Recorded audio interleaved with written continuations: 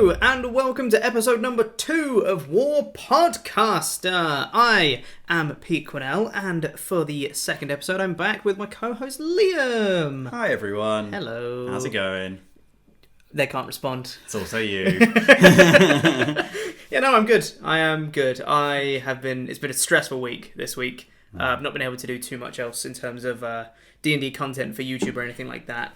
But, because for my other job that I do, with wrestling and all that, it's been a very, very busy week in the wrestling world. So I've been super busy at my job. But I am... Yeah, no, I'm excited to do more D&D things now, and we've got an exciting announcement in the D&D world now, which makes me even more excited. Indeed, yeah, pretty good stuff. I believe it was announced last night to date this recording. Yep, potentially. Yeah, something like that. I only saw it this morning when you texted it to me. Yeah, that's true. So it may have been the past few days. Yes, we actually got a comment on last week's episode from Frankie/Quilava Fireblast, great name. Good name. Who says, I know we don't know that much right now, but how do you feel about the announcement of Tasha's Cauldron of Everything? Is it Tasha or Tosha? It's Tasha. It's like Tasha's Hideous Laughter. It's the same. Oh, is it the same person? Yeah, but that's with a TA, isn't it? Yeah, it is. That's just misspelled on the comment. Oh, that's why. Yeah. You've screwed me there, Quilava Fireblast. It's Tasha's Cauldron of Everything. Okay. So it's the new expansion book that's coming out for 5e. It's coming in November, I believe, which I'm thoroughly excited about because it looks like another one of these Xanathar's Guide type books where it's just got loads more of everything. It's got loads of subclasses and feats and items and loads of stuff. I can't wait to get my hands on it. Xanathar's my favourite book. Yeah. I've written that out there. Xanathar is my favourite book to be released so far for 5e. Like, not only just from the subclasses, I feel like the subclasses in Xanathar's are all very well written. I feel like they had a lot of thought put into them, and I know there's some stuff in the player's handbook which you look at and you think, oh, that wasn't quite done. But everything in Xanathar's feels so complete, and that's just the first half where you look at characters and subclasses. The second half, if anyone hasn't looked into it, is full of like really good things for making characters, like tables for your backstory, different creatures. There's a whole section on like trap rooms and everything else, and like dungeon runs. Yeah, it's a real... Xanathar's feels like a complete package. Yes. And there was not much in it that I looked at and thought, that's a bit weird.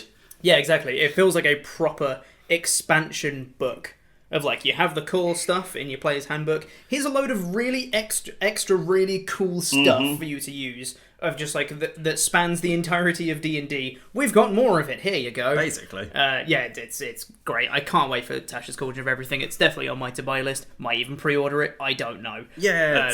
I can't wait. I mean, we'll like definitely have to, because there's going to be so much. True. There's going to be so much stuff in it. I mean, what is it? It's like 22 subclasses. 22 subclasses, and then hold on, I'll pull it up. Yeah, and they've got the actual Artificer in there properly. Yeah, the actual Artificer itself, so that'll be 3 of the subclasses already, because I can't remember all the subclasses for it now. I just remember I just remember the guy with the cannon. At one point there was Alchemist. Alchemist, that's one, yeah. Oh god, I've forgotten. I literally watched a video about Artificer like yesterday or the day before. It was... I can't even remember now. But yeah, regardless, I'm super duper pumped for it. While you're getting that up, I'll just read a couple more comments from last week's episode. Ziggy7800 Pro said, I really liked it, would love to have it in my podcast feed. It is a podcast. Oh yeah. Tell them where they can find it. Yeah, you can find it all over the place. You can find it right now as the time of recording. You can find it on Anchor, Spotify, Google Podcasts, other places. Let me double check that real quick. Pocket Casts, Radio Public. That's the places right now. It's also going to be on Apple Podcasts at some point, but maybe by the time this episode's out, it might be on Apple Podcasts. I don't know. But at some point, I'll be tweeting about it. You can follow me on Twitter at Pete Quinnell, and I'll be tweeting out once it hits Apple Podcasts as well. But thank you for the feedback, Ziggy. Appreciate it. Dark Kitsune said this is awesome. Thank you. Misha Sumra on the topic that we were talking about last week of substituted ability checks with different for skill checks and stuff like that. They said, "Is it really that rare to allow substituted ability checks, though? The groups that I know have been doing it for ages, as long as it can be justified in character. Using strength to intimidate is the classic. But there's a difference between stats substituting on a check and using an entirely different skill to achieve an end. I think it'd be more open to allowing the latter than the former, but again, it all depends on how it's justified in character. Works nicely as a role-playing hook. Medicine in 5e is the way it is for legacy reasons. It's basically the heal skill renamed, and that's always been associated with divine casters from as far back as 2nd edition. 3.0 was the first to directly tie heal to wisdom." Great comment, for starters. Thank you, Misha, for that. Yeah, I actually think it's actually surprisingly rare to allow substituted ability checks. I think it's mentioned in books and such to... that you can do it. But I don't know a lot of people that actually take the time to look for it and think about what checks they're going to substitute. I think people just see, hey, religion is intelligence. There you go. Yeah. So I think like the strength for intimidation one's the classic one. I think the point we were trying to make when we were saying it yesterday was looking into the ones that aren't so much like your typical ones. Mm-hmm. So things like using... strength for intimidation makes more sense, but then saying using like Dex for persuasion is a bit less, like makes less sense and like may not be used as much.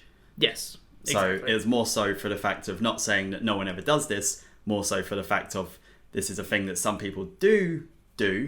Yeah.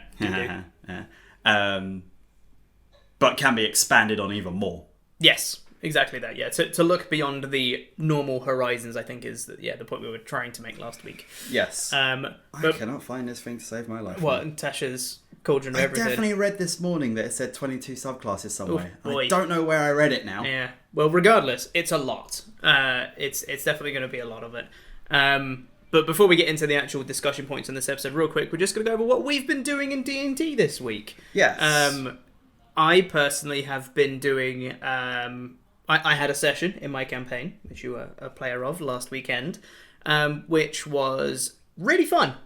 Really enjoyed the session. It was a very good session. And you guys encountered a couple of stone giants, but not just any stone giants.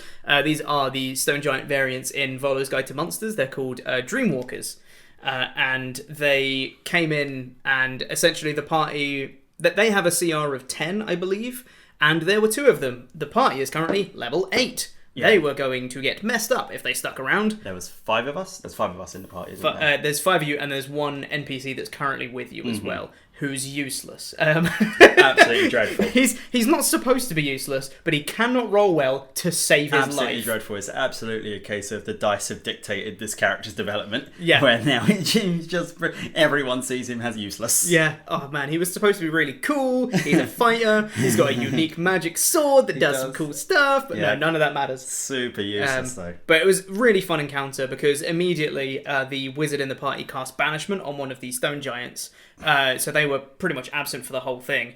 And through the rest of it, he got petrified and turned to stone. This useless NPC got petrified, and you guys were essentially trying to hold off the giant, maybe kill it before the other one comes back from its banishment that only lasted a minute. Try and kill the other giant, and then heave this petrified man out of there to try and get to safety. It was really, really fun, and it was just so basic to have. You're in a little bit of a trench in the mountains, and you have to like climb up these stairs that the giants had carved out because they were like at least 5 foot tall steps, so it's not just a case of you can walk up them. You had to actually like climb and make some checks and stuff like that, especially in the heat of the battle, and as you're carrying this other guy. It was a unique encounter, and I really enjoyed it. Yeah. It was a really good encounter. Banishment, by the way, is one of the strongest spells in the game. If you have a chance of picking it up, just grab it. Yeah, like God, so good. Charisma saves are so rare. Yeah, totally. Yeah, like this is one of the best. But it was really good. It was the it was one of the first few battles that we've had where it was a sense of like we can't win this.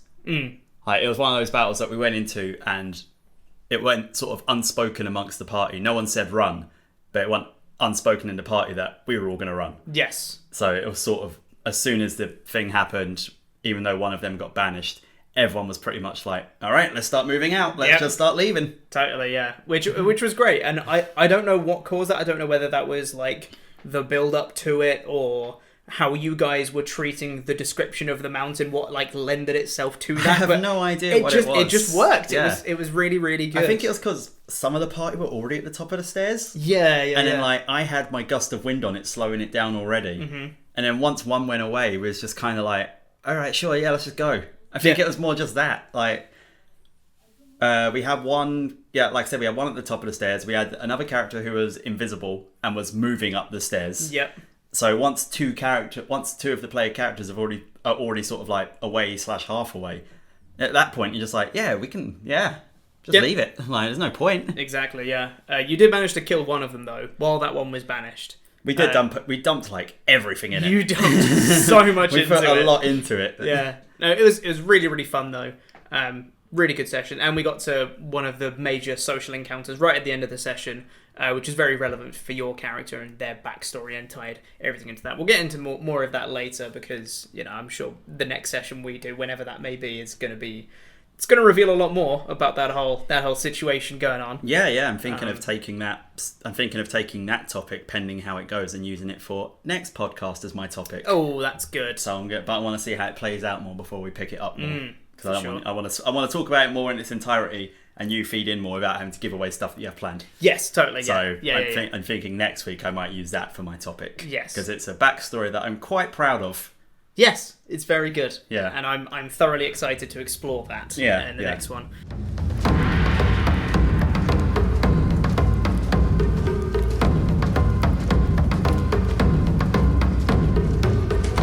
Speaking of topics, we'll go with mine first. Go with it. Because Pete went first last time. Yeah. My topic is one that's actually been in the D&D space for a few months now. Mm-hmm. A lot of people have been speaking about it. And it's something that I believe has been hinted at in Tasha's Cauldron as well. Mm. It's something that I noticed on this mythical list that I read this morning that I can't find anymore. Can't find anymore. Yeah, although I did find something. I did find a list of the classes that are being reprinted into into the book, because they said they've taken a load of classes that have been unearthed arcana and then been made official, and they've finally put them in a book. So it's going to be Order Domain for clerics. Mm-hmm. That comes from the Guildmaster's Guide to Ravnica. Where is it? Ravnica, I think, yeah. Circle of Spores for the Druid. Cool. Yeah. Same book. Yeah. College of Eloquence, which is in the new book, the most recent book, Mythic Odysseys of Theros. Yep. Oath of Glory. Okay. Also from Mythic Odysseys of Theros. Sorry, College of Eloquence, obviously Bard subclass. Yes. Oath of Glory, Paladin subclass. And then what might be the most exciting one, which will excite one particular person we know, from the Swordcast Adventures Guide. Yeah. Blade Singer. Oh, man. Yeah, blade singing for wizards. And now I don't have an excuse to not let him play that in my next campaign. The other thing they're saying is the psionic subclasses that go to fighter, rogue, and sorcerer, maybe. And the artificer. Yes. That gets all of its subclasses as well. Yes. So anyway, that'll be most of it. But yes. I just wanted to touch on that. But it does play into the new book, because I believe it was sort of hinted at. My topic is, and we spoke about this a bit before, but I want to do it in the forum. Yeah, in podcast form. Exactly. Your race. Yes. Your player character race. Yes. Should only dictate what you look like. That's it.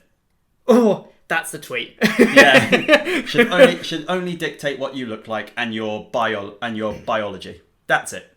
Your race should literally just be biological. Nothing to do with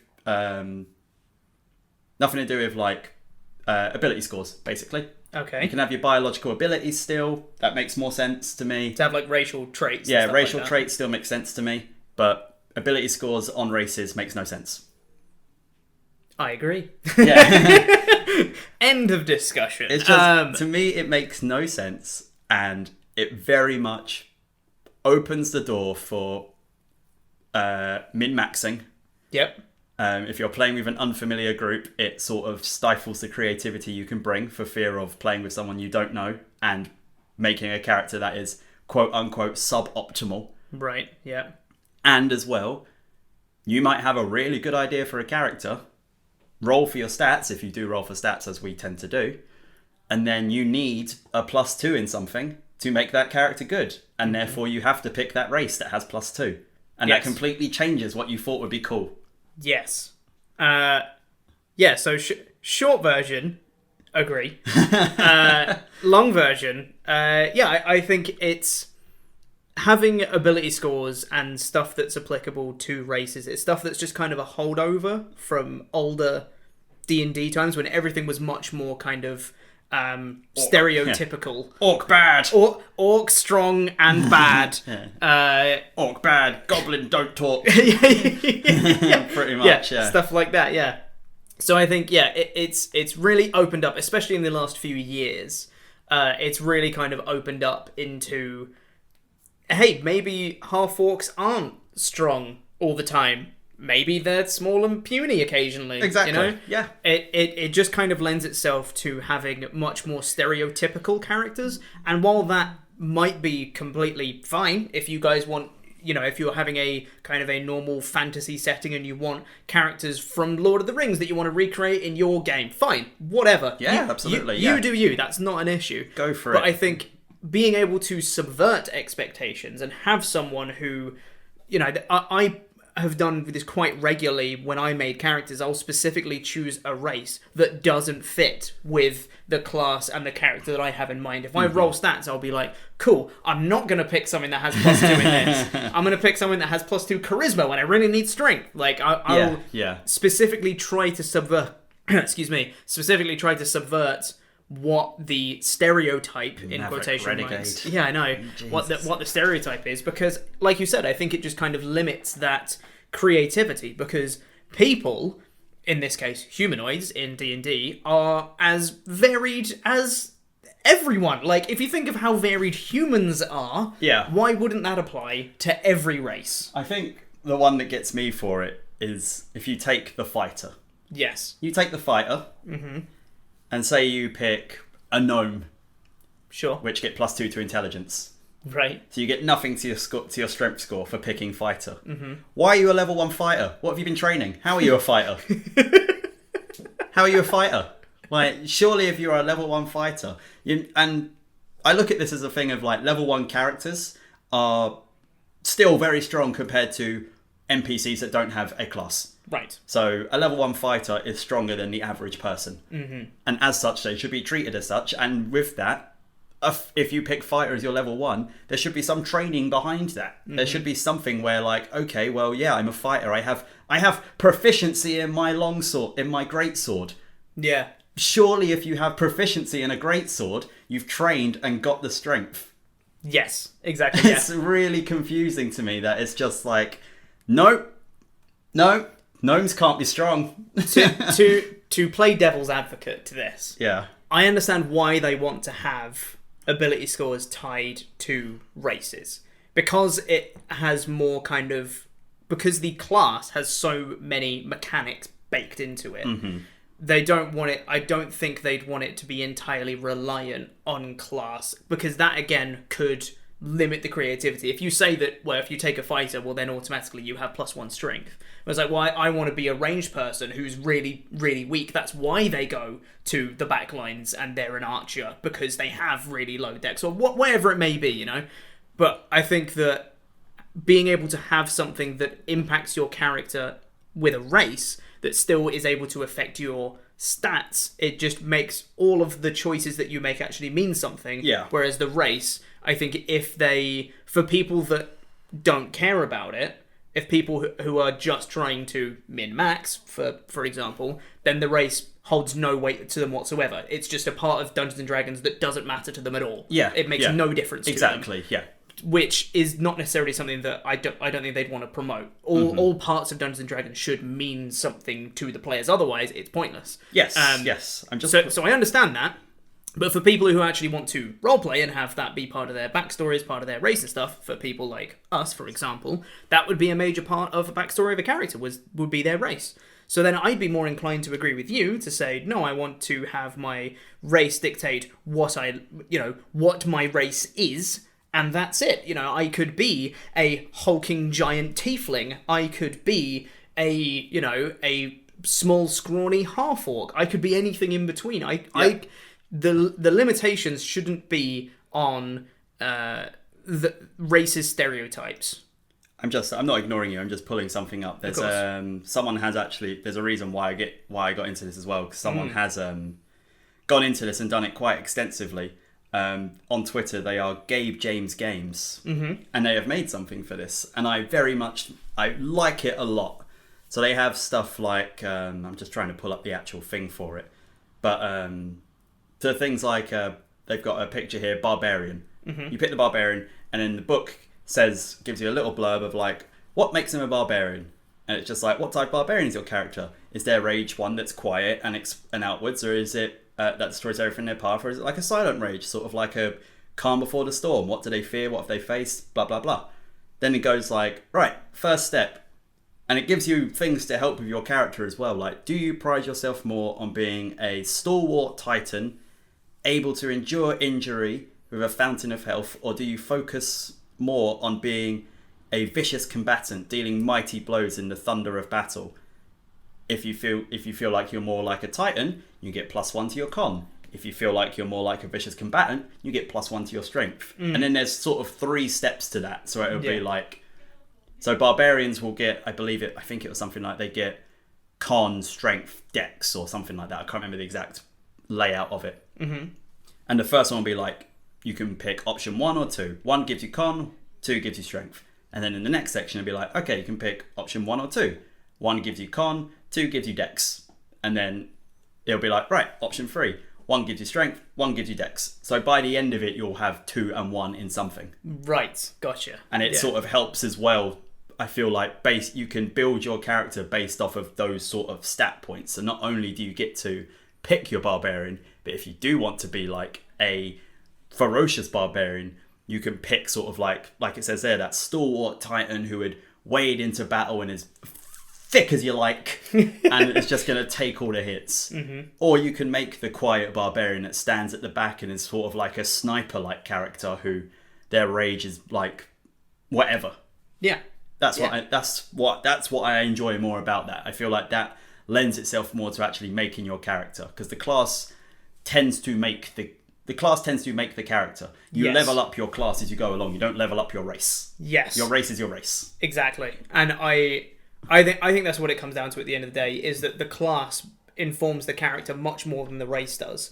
Yes. And even, this is probably a whole different conversation, and one that I'm not going to get too deep on this one, but having stuff like stereotypes for your race and stuff like that, it can lead to some kind of awkward interactions with things. It's like, well, you know, all the people see tieflings as bad. It's like, exactly. That's getting into real, like, uncomfortable territory. That's not the kind of thing you want to bring into your game. You don't want to have that be your topic. You don't want that to be a storyline hook of like, man, they're just not good people. Exactly. You don't want that. Yeah, exactly. That's very uncomfortable to have in a game. For me personally, anyway, I would not want to have that in my game.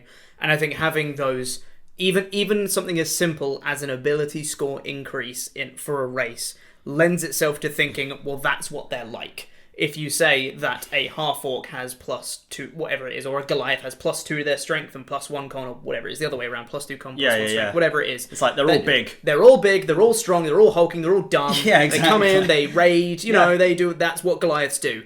And that is, when you're playing a character that's like that, even though they're a fictional fantasy race, it still gets some very uncomfortable territory that's very close to home with stuff like that. So you don't want to get into that. And even just having that ability score opens the door for that. I'm not saying that is the key to it, but that can lend itself to more of that style of play, which is just it's not great. My last point on it is people have been doing it for longer than they realise as well for certain things. I think the classic one that people tend to overlook and forget, tieflings, in the player's handbook, they're all a shade of red.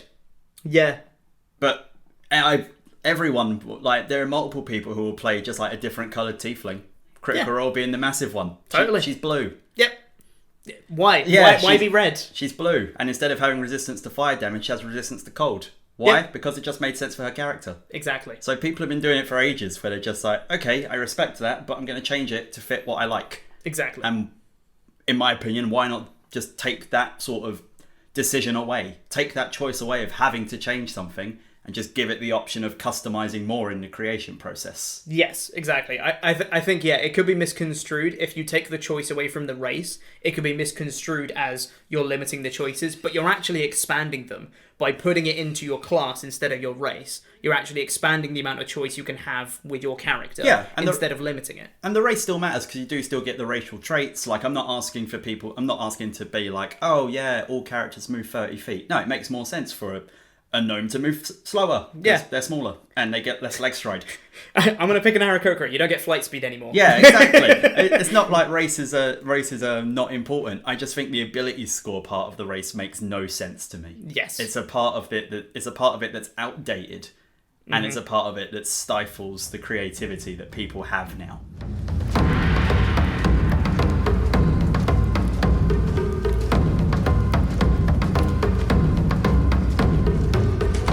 So I'll go on to what I've got to say, and much like I did last week, I'm going to paint a picture for you. I've got a scenario for you. Cool. Okay. Go for it. So you and your party, you're like mid-level party. Oh, okay? strong. Yeah, mid-level party, maybe around like level 10, level 11, something like that. Who knows? World beaters. Yeah, yeah. And you're in a very tense political storyline. There's lots of political tension right now. Okay. You're dealing with, let's say, the king or queen of this region, really like powerful figures. So you are outmatched in terms of your power right now, but you're trying to calm the tension. You have information that you're trying to portray to these people, but you need to say it right because you don't want to end up getting on their wrong side because they will just arrest you, kind of thing. Okay. You're trying to like calm a lot of tension, very kind of tense situation, and everyone in your party is getting super involved into it. Lots of role playing, lots of people really like digging into their characters and their backstories, and it's really tense. Yeah. There's one person that's sitting on the phone, not paying attention. Yeah. When they speak, it's to make a joke, or you know, if someone's talking in character and they stumble on their words, they go, "Hey!" Yeah, you know? yeah. What would you do in that situation? Because I think there's three things that the first instincts come to my head. There's three things I could do. Yeah. Either try and get them engaged in the roleplay. Sure. Try and do something to engage their character, and hopefully they'll put their phone down and actually start engaging with the party, and everyone has a good time. You could just ignore them and just say, well, they're not going to get as much out of it as everyone else here. Yeah. Either in character or as a player. They're just not going to get as much out of it. Okay. Tough. Or you could just speak to them and be like, hey, cut it out. Yeah. Because everyone else here is doing this thing. Stop trying to undermine it. Cool, let's carry on. What would you do in that situation? At what point do you kind of come out of the game and speak to the player? And at what point what would you do to try and engage someone in a heavy roleplay scenario? So we're lucky in our group where everyone tends to be on the same page. Yes, I will say we've never really had to deal with this. In our group, great. everyone tends to be on the same page. So if something serious is happening, everyone will take it quite seriously. If someone does start not getting out of line, because that's a bit harsh, but if someone does start like losing the tone, generally everyone, it's not just on the DM, but most people will be like, come on now. Yep. Like everyone will sort of jump in on that. I even think on the last session, there was one bit when I was trying to describe the scene. I think it was as you guys were approaching that scene with the giants that I mentioned in the intro. Yeah. I think there were a couple of you that were like whispering together as someone went, hey guys, come on, in the room. Yeah. And then that was it. And then everyone just started paying attention and we carried on. Yeah. There was no like argument or anything. It's just a little like, okay, sorry, yep, back in it. Yeah, I think it's I don't want to say it's a respect issue because then it becomes a disrespect issue, and I don't think a lot of it is that. I think there could be some cases where it could be a lack of respect, but I think there is just sometimes where people may just get distracted as such. I mean, D&D is a long session. Yeah. If it gets to sort of like the 2.5-3 hour mark and people start to tone out, or people start to like check their phones, or they're sort of like getting antsy and like doing stuff, probably a conversation to have with your party and say like, hey guys, notice in the latter stages everyone just sort of starts to like tune off. Is this a thing? Like, do we want to shorten the sessions down? In terms of someone who may not be engaging as much, I like your idea of bringing them into it. So it could potentially require a bit of an improv from the DM's perspective, but having to sort of like reach out to that character and pull them in the room and personally me, and it may come across as like strict and horrible, but personally as me, if someone was doing it and then I tried to pull them in with something and then they were like, oh, what, sorry, I wasn't listening, I would take that as in-game. Yes. I would take that as in-game. And I'd be like, I would instantly hone in on that and be like, what do you mean you wasn't listening? Yeah. And like the character in the game would instantly be offended. Oh, that's really good. That's clever. Yeah. I really enjoy that. I would take that straight away. Yeah. And be like, what do you mean you weren't listening, or something like that. And like that's generally how I get through it, and it usually ends it with like people like ha ha ha, like a bit of a laugh on it, and everyone sort of gets it. So when someone's making jokes alongside, I'd be like, do you say that out loud? Yeah. Like, that's actually quite a common thing that you say. Yeah. If someone's just like, yeah, you say that? Did you say that out loud? No. Yeah, Sorry. exactly. Yeah. Be like, they're gonna react. Yeah. And that sort of shuts it down quite early. Yes. And I think some of it is quite common that happens in games. Like if one of your NPCs has a funny name. Yes. Like one of my characters is called Pazashi. Yeah. One of my characters is called Pazashi, and he is a respected man. Like a very respected man. It's not just like a shop owner. This man is like the head of like a special forces unit from the gods, and they just all call him Pistachio. Like, and it's a thing. Like it's just a thing that will happen. Yeah. It will, like, the funny names one will happen. It's you will see when it is a matter of people not paying attention, and the thing you said of just like, come on, like everyone, like you listening, you paying, everyone here, that kind of thing, or just being like, do we need to take 5 minutes? Everyone need a break, something like that. Yeah. But to say that it's completely wrong, it is wrong, but in a way, it could also be a session issue. Yes. Agreed. Yeah. Yeah, I'm glad you said that, because my follow-up point was going to be, might not be the player's fault kind of thing. So yeah, I'm glad you said that. Yeah, what I'd say to it is I try to... Initially, just try to engage them in roleplay.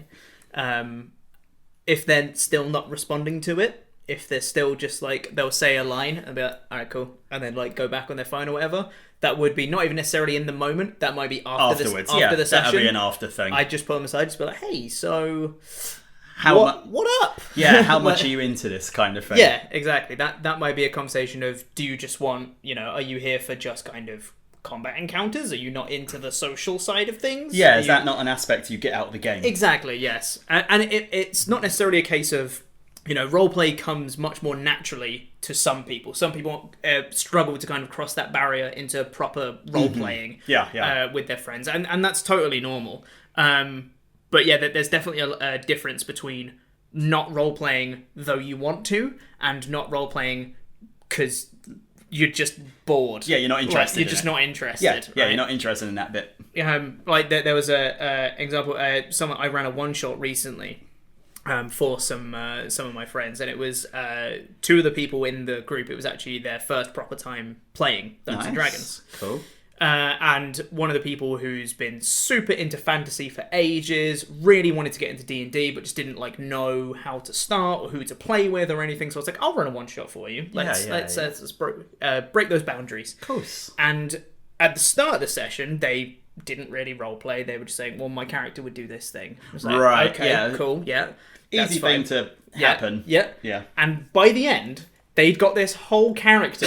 They became this really posh, bratty woman. And then, they just start throwing out these lines out of nowhere, and they'd just be switching between their speech and their character speech with no hesitation. And then they got one of the biggest laughs of the session when they'd been this proper snooty upper class elf woman. Yeah. And then at the end of it, they got paid a load of money. She goes, well, should we go out on the lash, lads? and it got one of the best laughs of the session. It was so good. And when you break that barrier, that's why I say I would try and engage someone who's not engaged in roleplay. I would try and get them engaged first, because that feeling, for some people who haven't properly done roleplay, that's one of the things I enjoy the most about Dungeons and Dragons, is having that moment when everyone's in character, everyone's in the moment, and you're all just telling a story together. That to me is one of the greatest things that D&D can do. I think it's so rewarding. I love it. I think a good one as well is if someone isn't feeling engaged, give them something. Yeah, maybe in the next one, when they go into the shop, maybe the shop owner has a little crush on them. and speaks directly to them, and it's just like, yeah, whatever, and goes back. And like anytime someone else tries talking to him, you're like, and it goes back to the other person. Or something like that. Give them something to get engaged with. Maybe they're just feeling like at this current venture or point they don't have much to say. Yes, and that's totally possible. For the situation that I was the scenario that I described, there's probably only going to be one person talking, or maybe two people talking to this very strong person who could totally arrest them. Totally understand that. If people are just listening because they don't want to screw up the social encounter, that's very different than just not paying attention. Mm-hmm. But yeah, if it's just like people are all, even in a more relaxed social environment, if everyone's kind of lax, joking around, telling stories in character, and one person's just like, I'm there, I'm reading a book, or something like that. It's like, get involved kind of thing. Give them something. But yeah, give them something to get involved. I think that's partially on the DM, but at some point it does become the player's problem. If you're giving them these hooks and they're just not taking them, then you need to have a conversation with them and be like, are you gonna... What's up? Are you? Did you want to do social stuff about this? Because that's something that you should really be bringing up in session 0 for your campaign, is to say there are going to be social encounters. There's going to be stuff where you need to roleplay. Is everyone okay with that kind of thing? Yeah. So everyone's on the same page. And again, it comes down to scene specific, like your king, queen, political standoff point. Would be a point where I'd absolutely want everyone to be paying attention. And if someone did miss something, tough. Yeah. Like, you missed that bit, your character wasn't listening. Mm-hmm. But if it was something a bit more like the tavern scenario where you said, like, and there's people sitting around the bar and maybe you're talking to an informant or something and, like, everyone's having a bit of a joke. And if then you're like, oh, sorry, I didn't catch that bit, then maybe it's a bit easier to be like, TLDR, this is what they said so far. Yes. But when it's like a whole scene and you've got like a 10-15 minute intense thing that's going to involve with ability checks and like it's going to be reactionary, because whenever because I've done a few of those situations where you are speaking to a character and it is for the all intensive purposes a sort of like battle of words. It is my notes generally read as, because you guys spoke to someone recently, recently, like 4 sessions ago. Spoke to someone recently that was the main antagonist of the game so far. Bastard. He turned up at a dinner party that you guys are at. Yeah. I didn't have any notes for it. I wrote down his belief. I wrote down he believes in this and he thinks this. Yeah. And everything else is reactionary. Everything else I was just like, all right, if they say this, I just put myself into the character. Absolutely. And I was like, this is what I'm going to say. Or didn't have any of that. I didn't write down like, this is what he's going to say, because I know if I stuck to that, you guys would throw a curveball at me. Absolutely, and then you'd make my antagonist look foolish. Yeah. Because he wouldn't have an answer. So instead of trying to write down predetermined answers, it was more just like, instead of writing down a conversation, I wrote down the character. And I wrote down his personality, and I wrote down what he's like, what his beliefs are. And it was more just like a role play back and forth. And then that's when you can sort of get invested in those sort of sessions. You do need people to pay attention. Yes. Because I can't go back and say what I said. Because I don't have any notes for this. Yeah, exactly. It's not a notes thing. It's a thing that I needed you guys to pay attention to, because I'm having a conversation with you guys. Yeah, and that then comes down to, are the players making notes? Because they can go back on it. Exactly. Yeah. I have an idea of what I said, maybe. Yeah. God, I hate when that happens. I hate when you guys make notes about stuff that just I don't have notes on. Yeah, that you just say offhandedly, we're like, oh cool, that's canon now. Yeah. Yeah, writing down names of people that don't bloody matter. And you ask me, and you say, can I go talk to this person? And I go, what one was that again? And I go, oh yeah, sure. Yeah. Who are they again? Yeah. What voice did they have? Yeah, what voice did they have? I don't know. All dwarfs are Scottish, right? Back to our first point. Oh man. Yeah. No. I think you hit the nail on the head again on that one. I think that's right. Try and get people engaged in the roleplay if that's what they're into. If they're still not engaging with it, take them aside, have a conversation. Just say, "Are you going to be into it from here on out?" kind of thing. And if it's a particularly important social part of the campaign, if it's the real crux of a story, then just make sure everyone's paying attention to it. Yeah, I think you can set the scene for that. Exactly, that's what I was going to say. Definitely next. set the scene for when it's a big thing that's happening. Absolutely. There was one bit in one of my sessions where you guys we've been building up to this meeting for ages. A long time that meeting was built up. A long up. time. Like, you gave us the meeting carrot probably 5-6 sessions. Oh, easily, yeah. But, like, you was like, there's going to be a meeting. And we was like, all right. And then you went 2 weeks. Yeah. I was like, 2 weeks is a long time. 2 weeks. We've got ages. 2 weeks is a long time in D&D. That's 14 long rests. Yeah, exactly. So, yeah. You guys had all the time to get into place, to do that. I set the scene. I had a fair few notes of what the place looked like, so I knew I could describe it properly. Yeah. Be like, here's all the people coming in. Here's what it sounds like. Here's what it smells like. You guys on the outside. Here's what you guys are seeing. Yeah. The person that went in to infiltrate the meeting. Here's what you're seeing. Here's what the person says. It was like, I had this whole, like... Because they were essentially the primary antagonist that you guys have seen in the campaign so far. They were essentially cutting a speech to the crowd. That I did right. Yes, because no one was going to be talking back to them. Yes, speeches are fine. I also wrote the speech that I had, and totally. sort of the thing that happens that led to the thing in my campaign. Yes. I wrote that down because I was like, I know I'm not going to be interrupted. Yes, exactly. But I think, the descriptions of... You guys know you've been building to this meeting for 2 weeks, and the descriptions of how it looked, how it smelled, what the sounds were like, what it felt like to be in there, that all led into everyone going like, oh god, we're actually at the meeting now, this is happening, like, and then I cut the speech and everyone was like, what, like, that was crazy, like, that was really important, and I know everyone was paying attention to it because I'd set the scene to be important beforehand, so everyone knew they couldn't afford to not listen. So it's partially on the DM to set that up, and then it becomes... Is there anything more that you can do as a DM to engage them? If not, then that's worthy of a conversation after, I'd say. We're running a bit early, so I'm going to ask you a little bonus question. Oh, here we go, yeah. Of that sort of subject, again, we both run campaigns, covers campaigns. Of course. What is one point that you're like really happy everyone got invested in the campaign? Like one particular point that stands out in your mind of, man, everyone was really invested in that. It went exactly as I thought, and there was genuine emotion. There were...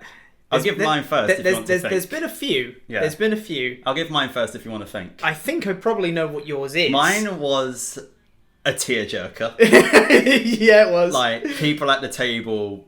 2 people at the table were near tears. Mm-hmm. I was like making stuff up on the fly, and I was making myself like emotional. I was like, "Oh god, I'm bumming myself out." Yeah. We had a PC die. Yep. Pre-agreed upon, which can be a topic for another day. Yep. It was a pre-agreed upon death. The person who was playing my game came to me and said, "I don't enjoy playing this character anymore. I want to play a new character. Mm-hmm. I'm just not feeling this one." And instead of just being like, they leave, turned it into a whole thing where they had to fight this PC and they had to kill her. Yep. And then it's not like fighting a monster, is it? Where you just kill them and go, cool, loot the body. Yeah. I imagine. Yeah, exactly. Well, it was like a thing of, oh god, we've killed our friend. Yeah. And I think we was role-playing that scenario after she died, probably for a good half an hour. Easily, yeah. And it was somber. Yeah, it was. And, like, even afterwards, like, after the session, everyone was just like, whew. Oh, man. Yeah. It was a real rough time for me to tell you guys you leveled up. Oh, God, yeah, I remember. It was a real rough time for me to guys say, that person, your best mate you just killed. You got a bit stronger after that, so, you know... If you wanted to give Noah over there a bit of a stab as well, you might get another one. Oh man, yeah. No, that I think is probably one of my favourite D&D memories, full stop. Yeah. Just because, like I said, it's one of my favourite things in D&D when everyone's into it and everyone's telling the story. Mm-hmm. That was an imperfect encapsulation of that, especially because we had one of our friends who doesn't normally play in the campaign came in as a special guest totally for that one session. Oh my god, what a rough session to join.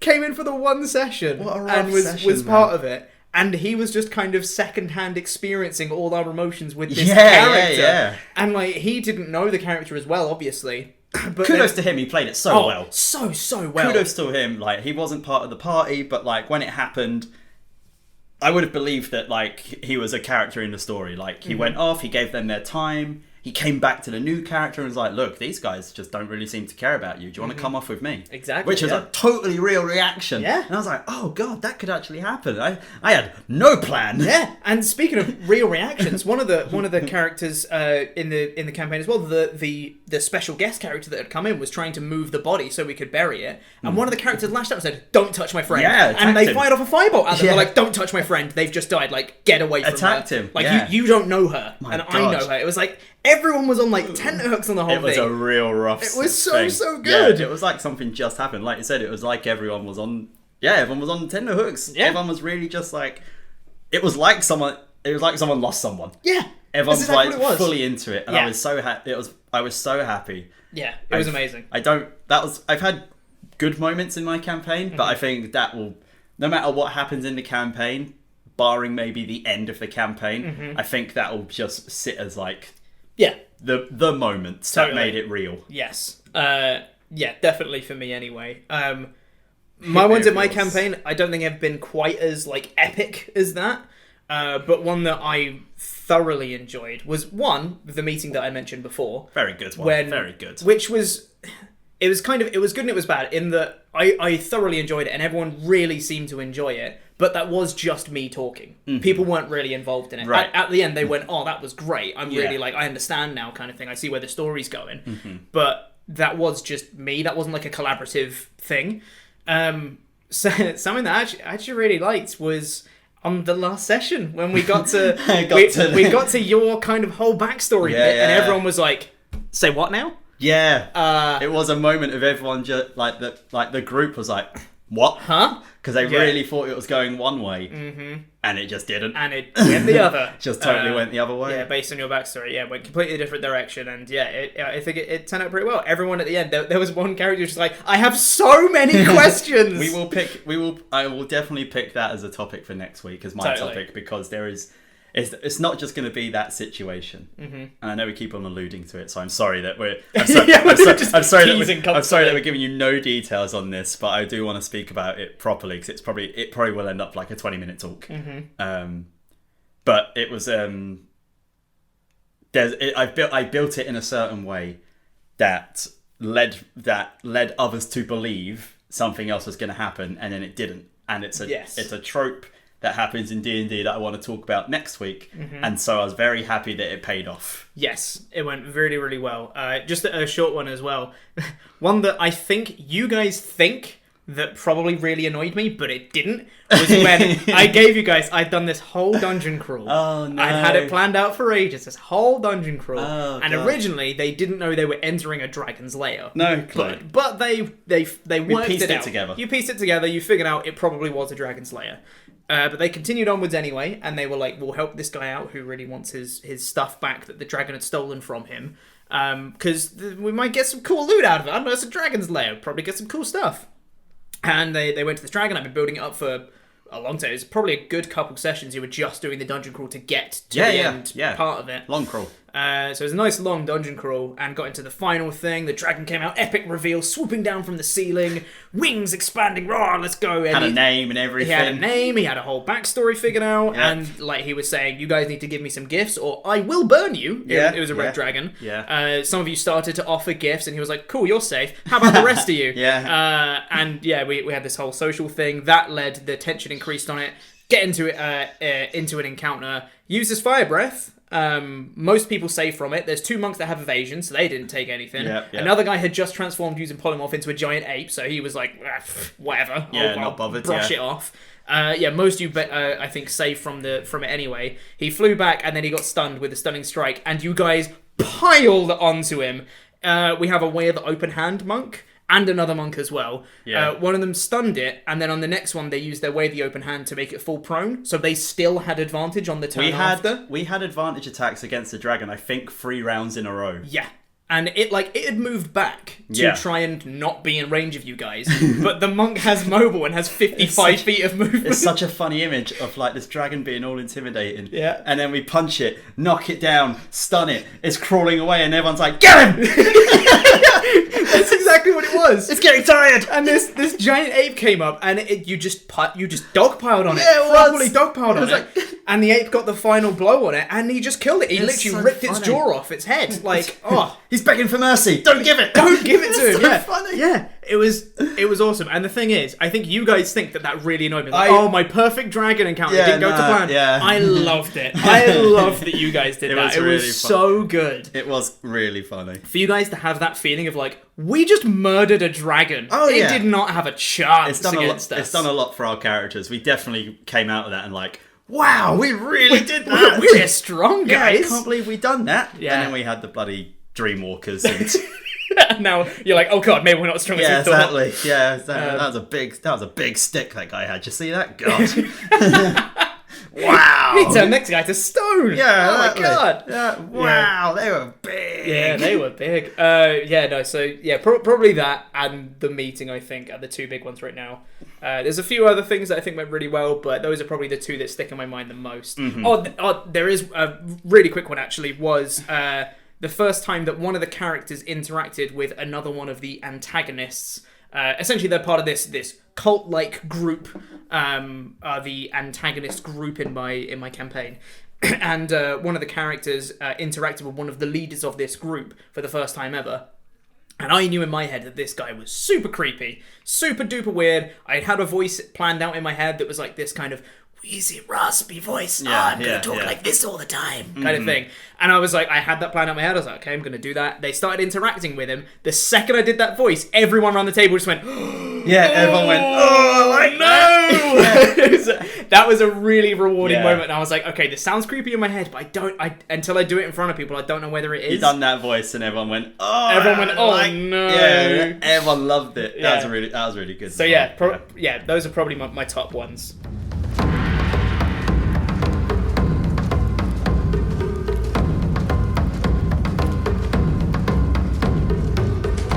We should probably move on to the final segment of the show, The guys. reoccurring one, yeah. Yes, where we don't really have a name for the segment. We should probably name it at some point. Yeah. You can comment.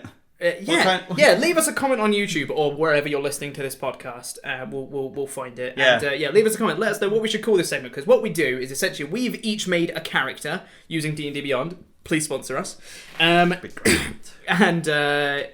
neither of us know what we've created, but we are essentially going to give each other the details of the character, their race, class, name, any important abilities, feats, anything they've got, and then we have, on the fly, we have a 1 minute to describe a backstory and how we'd roleplay that character. Yep, sounds good. So if you can come up with a name for that, that would be great. Save us some work. Who went first last time, or did we roll for it? We rolled for it. I have some dice I want to have them. on the table over there. Them. If you want to grab them. I'll fill for time. So yes, please do leave us a comment. If you're listening on YouTube, give us a like as well and subscribe. Even more content on Warcast, the YouTube channel. I've got loads more videos lined up. Got it. It's got latches on it. There we go. I just realised that I always do this. I never give my characters a surname, and I don't know why. I always just give them one name. So I'm going to really quick give my character a surname. Oh, I love surnames. Yeah, they just add a lot, don't they? I love surnames in games. I particularly brought them into my campaign more. I think I asked everyone That's in true, the last. yeah. I think I asked everyone during the last big talk, "What's your surname?" I don't have one. No, you don't. I'm a halfling, so I don't have one. Yeah, if you want to roll first, I'm going to make this surname real quick. I will roll. Let's get a little dice ASMR. Oh, it's good. That has peaked the audio. Look at that. That might have been quite uncomfortable for people to listen to. So that was a 7. It's a 7 for me. That's a 6 for me. So you won the roll off last time. I'm pretty sure. I did. So did you describe first? No, I gave you my character first. You had to come up with a backstory first. Okay, right. I've got my surname for this one, so I'll get my timer up on here. Are you ready? This week I've got a notebook. You do to write my notes. Let me get up my timer, which is going to be for 1 minute. Okay. Let me grab my notebook here. Okay, right. Hit me with them deets. You ready? I'm ready. Cool. Right. They are a warforged. Oh god, okay. They are a warforged. Yeah. Rogue. Okay. Subclass is swashbuckler. Okay. No feats. Okay. So level 4, no feat. Yep. Well, that'd be a bit awkward to walk, but very above average dex. Okay. Very above average charisma. Okay. Any bad stats? Very bad intelligence. Okay, good. Very bad intelligence. Okay. Everything else is above average. Okay. Background. Yep.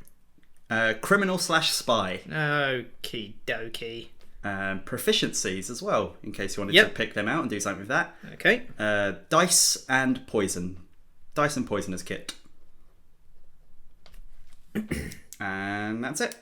Okay. Right. Do they have a name? I didn't get a name. Oh, name. Sorry, yeah, restart let me restart my timer. Their name.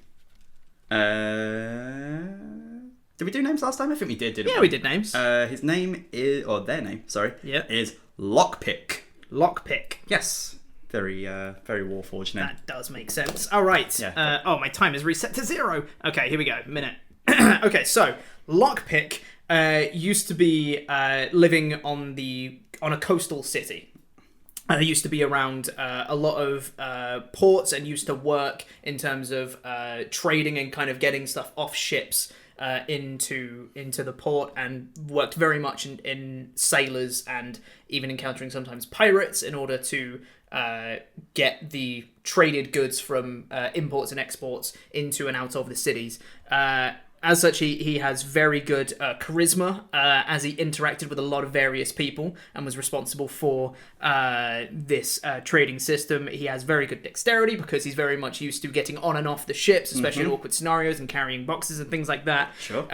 However, he does occasionally deal in counterfeit goods and illegal substances, which is why he's a criminal/spy. And he is also really dumb. I don't know. and he's a robot. And he's dumb. And he's made of metal. Yep. And he's nice. And I like him. Well, I tried. Lockpick. I tried. Lockpick. My boy Lockpick. Lockpick. One of my favourite characters I've made. Okay. One of my favourite characters I've made a backstory for. Here we go then. Yeah. Lockpick. Yeah. One of the few Warforged that is still in servitude of someone. Okay. Was created to, believe it or not, test locks and security systems. That was his job. Until one day, a la Pirates of the Caribbean, the town he was in was raided, and Lockpick, as a unit himself, was kidnapped and stolen by the pirates raiding the village. He was then brought onto the pirate ship. They kept him to open up treasure chests for them, and through time he was acclimatized to just believe he was also a pirate. He was trained to defend himself. Yeah. And they taught him the pirate-like ways. However, being a Warforged that was brought up in servitude and then going from being pretty much a tool to working on a boat, he hasn't really experienced the world too much to learn about things and know what's really goes on beyond what he experiences in his day-to-day life. Yes. That's generally the story behind him. I really like that. That's really, really good. I like the idea of having someone who is specifically designed to open locks, which is why they are good at it. Yeah. Because Warforged, they all get names. They get Warforged's names are based off jobs. Yes. Their names are based off things they would do. So in High Rollers, they have a Warforged whose character name, she's called Century, and her job was to guard the royal family, I believe. So she is literally a sentry. Yeah, that does. And that is her name. I tried better this week. I tried better? I did better this week, I think, than last week. Yeah. Trying to include some of the stats, I think I did okay with that. I just needed a bit more. I needed more time, man. It's hard. 1 minute is a low amount of time. I got notes from the last one. Oh, just the last one when you wrote I had low intelligence. I couldn't be bothered typing low. It takes too long, so I wrote boo intelligence. But just much quicker. This person's got boo intelligence. Yeah, boo. It's quicker. Okay, right. Are you ready for my character? Are you ready? Yeah, let's get it. Okay. So, you are a human. Oh, okay. I know. Yeah. Breaking the boundaries of my imagination. I know. You are level 4. You are a druid. Oh, okay. Outside my wheelhouse here already. Yeah, same. That's why I picked it. No. Yeah, you are a druid. You are Circle of the Shepherd. Okay. And you can also speak Giant, if that aids in anything. Yep. You have a feat as well. Okay. Which is Inspiring Leader. Ooh, I like it. Your stats, you have really good Wisdom and Charisma. Okay. I've got an idea in my head. And you have below average Strength. Okay. Your name is Toranok Ranbar. Ooh. Toranok Ranbar. Toranok Ranbar. Okay, I'm going to get a timer up again. Are you ready? I am very ready. Okay, here we go. Minute starts. Cool. The druid who lives in a forest that fringes the mountains. Hence why they sort of know giants, as the mountains nearby are inhabited by a bunch of giants. And the druid village and the giant village have a tense relationship. As such, Toranok's job is similar to the character out of How to Train Your Dragon 2, Hiccup's mum, where she's sort of like this giant whisperer almost, and her job is to sort of ensure that the giants stay away from the village, which she does through like a series of sort of giant intimidation tactics that they use, sort of like spinning a stick above their head or speaking to them in their giant language, showing them like she can transform into magic and everything as well. But then the giants one day call her out on her BS, essentially, destroy the village, and now she's journeying to find a way to... I don't know. She's journeying for a reason. She's journeying for a reason. Yeah, she's going somewhere for a reason. Yeah. Don't know why. Tell you what, that is really good. Don't know why. Because this is a character that I hadn't had in my backlogs of characters. Yeah. This is one that I just made before we started recording. And when I looked at it, I saw Circle of the Shepherd and I saw Inspiring Leader, and I was like, this is someone who does speeches to his sheep. Yeah. I had nothing. I sort of acquitted the shepherd bit because I don't know what it does. Me neither. Legit. I don't know what the shepherd does. That's why I picked it. So I was like, maybe Leaf knows. I don't know. We'd get to talk about it. I know the picture in the book. For it's like a woman with a dog. And I was like, it's not just like they don't just hang out with dogs. They're not actually shepherds. Yeah. I believe we need to expand our knowledge. Yeah, I think it helps you. I think it helps you with persuading and controlling animals as opposed to just turning into animals. Right. Yeah. Because I nearly got it mixed up with our friend's character Noah, who's not shepherds. I believe he is Moon. No, he's not Moon. I believe it's Dreams. Oh God, yeah. Because he does things like Balm of the Summer Court, which I believe is not a shepherd ability. I believe it's Dream's ability. Potentially. I don't think it's shepherd. I know nothing about druids. That is my one real weak point. I think that's one that, as a 2DMs, we have very little experience with. Yeah. And the one character we do have experience with,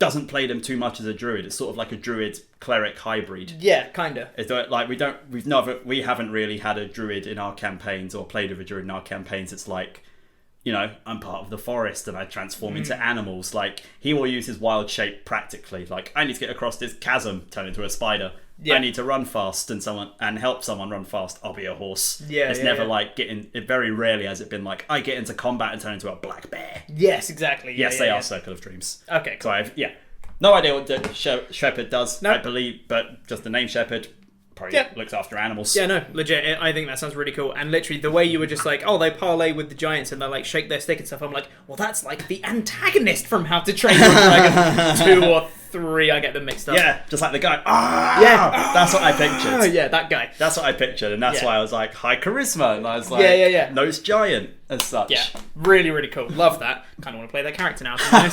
So yeah, thanks for that. You'll have to think of a reason why they can journey, because I they're journeying for some reason. I believe they just go for a journey for some reason. One day they just think, sod it. Village is destroyed. Well, get a better journey. Yeah, exactly. Not bothered about this giant lot anymore. I don't know. Maybe there's maybe she goes on a journey to find out why the giants aren't peaceful anymore. Yeah, something like that. Something happened and the giants suddenly rebelled. Yeah, exactly. And she goes on a journey to find out why. Maybe it's a good character to use for something like Wrath of the Stormlord. Oh, that's good. Yeah. Yeah. That's really good. I like that a lot. I want to play that now. That's my backup character for if you're playing okay, now. good to know. Already got the backstory sorted. Haven't encountered a single giant. Yeah, no, not yet. That's fine. We can make one. Yeah. I think that's probably going to do it for this episode of War Podcaster. Thank you very much for listening, everyone. Thanks, Liam, again, as ever, for being the co-host. Thanks for having me. Of course. And if you're watching, or I guess listening on YouTube, make sure to subscribe because more content coming over there. If you're listening on podcasts, subscribe wherever they are. Leave comments. We'll read them out next week for next week's episode. And yeah, give us some feedback. Tweet at us. I'm at Pete Quinnell. And I'm at Unlawful Exile. I might be changing it soon. Ooh. So I might outdate your graphics. Okay, I'll change it then. I was going to change it last week, and I genuinely thought, but my name's on a podcast now. Well, I'll have to change it for episode 2. So I don't know. Maybe I'll let you know that. Yeah. I'll let you know. But yeah, thanks for listening, everyone. And we'll see you next week for another episode of War Podcaster. Love you all. Bye. Bye-bye.